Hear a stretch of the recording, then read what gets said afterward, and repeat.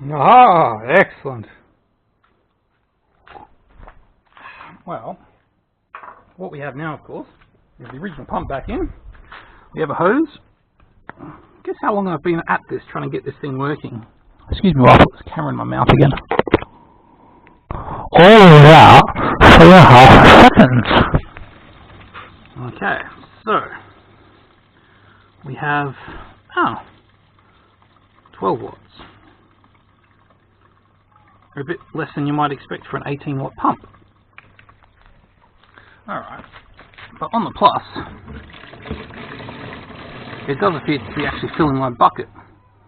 So the timestamp on the camera said about 20 seconds. So I'm going to believe that.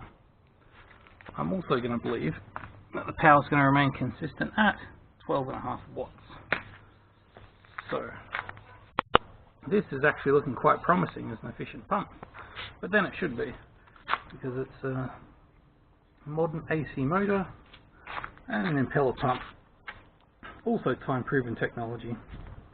But I suspect the pendulum pumps are a little older. I think we've had some right genius inventors through the history of humanity. And although I have the utmost respect for the engineers of today, they, like me, have an awful lot to work with. So I've got just as much respect for the engineers of the day. I think the Egyptians were using pumps similar to this.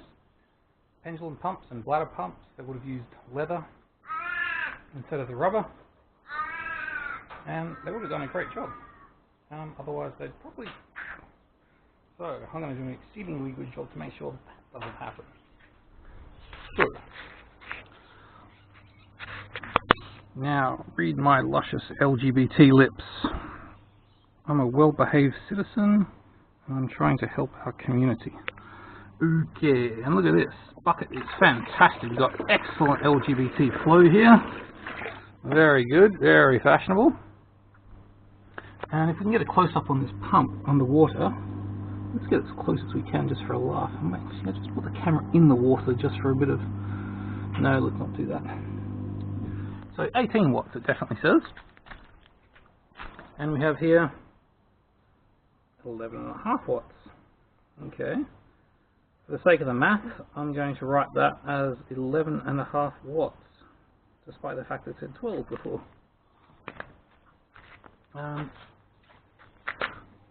The head height of the pump hasn't changed. And I'll check the timestamp on all these videos.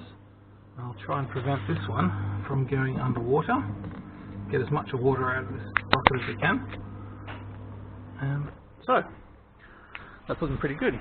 And we're almost up to 3 minutes, so pretty comparable with the other pump.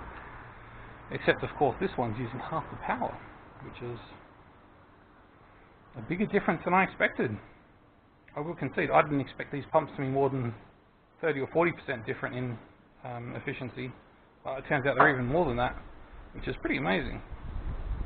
Certainly given the efficiency of a basic bladder pump.